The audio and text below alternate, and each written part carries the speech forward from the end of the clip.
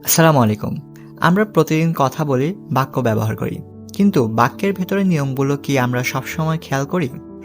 আজ আমরা এমন একটি নিয়ম শিখব যা জানলে যেকোনো বাক্য বুঝতে ও বিশ্লেষণ করতে সহজ হয়ে যাবে। সেই গুরুত্বপূর্ণ বিষয়টির নাম হচ্ছে কারক।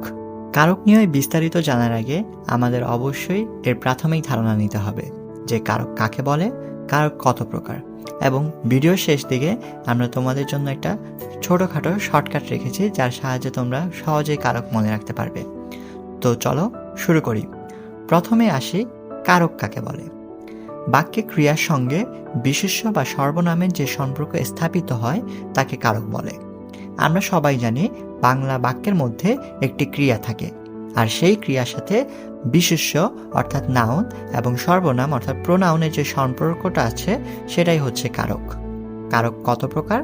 কারক মূলত হচ্ছে 6 প্রকার: কর্তৃকারক, কর্মকারক, করণকারক, সম্প্রদানকারক, অপাদানকারক আর অধিকরণকারক।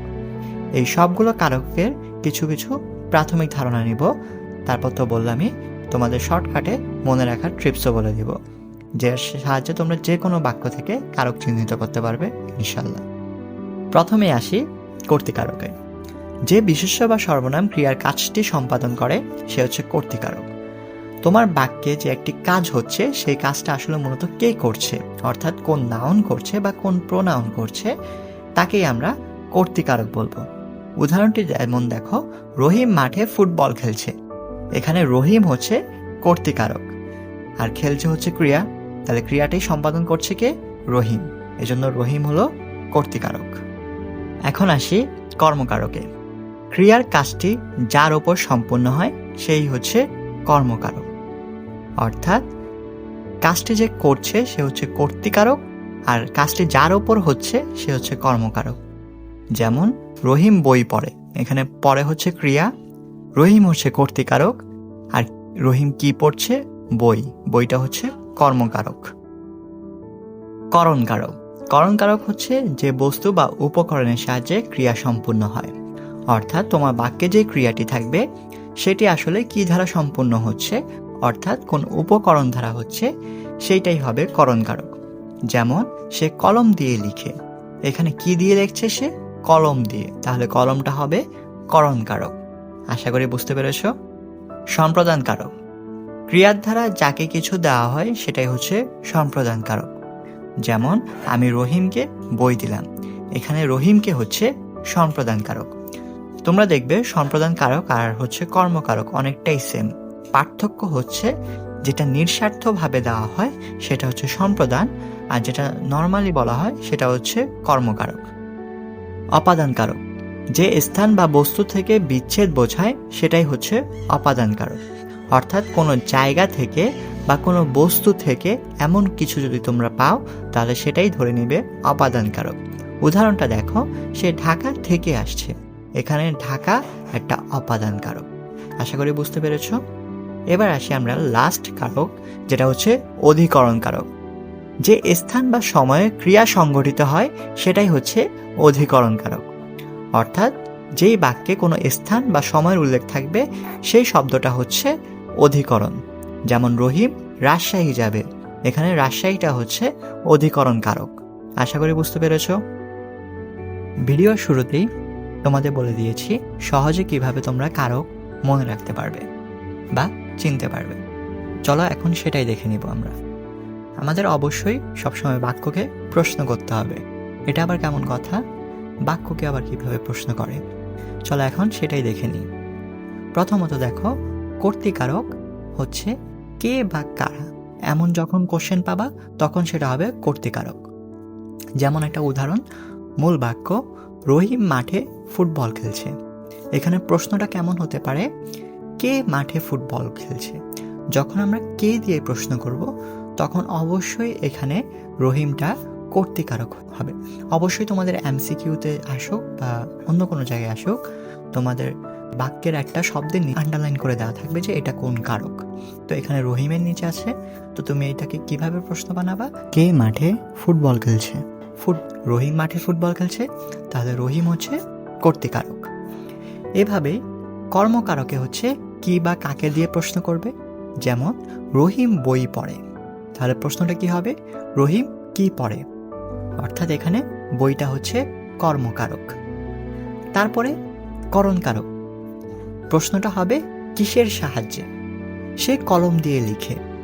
সে কি দিয়ে লিখে? এই যে কি দিয়ে আসতেছে না, মানে হচ্ছে একটা কিছু সাহায্যে সে লিখতেছে। কি দিয়ে লিখতেছে? কলম দিয়ে। তাহলে এখানে কলমটা কি? করণকারক। তারপর হচ্ছে সম্প্রদানকারক, যাকে হচ্ছে কাকে দিয়ে প্রশ্ন করে পাবো। যেমন সে ভিক্ষুককে ভিক্ষা দিল। দেখো, আমরা যখন ভিক্ষুককে কিছু দিই, আমরা কি প্রতিদান হিসেবে কিছু চাই না। যখন আমরা প্রতিদান হিসেবে কিছু চাবো না, নিঃস্বার্থভাবে দিব, সেটাই হচ্ছে সম্প্রদানকারক। তাহলে সে কাকে ভিক্ষা দিল? সে ভিক্ষুককে ভিক্ষা দিল। তাহলে এখানে ভিক্ষুক হচ্ছে সম্প্রদানকারক। তারপর হচ্ছে অপাদানকারক, কোথা থেকে বা হচ্ছে কখন থেকে।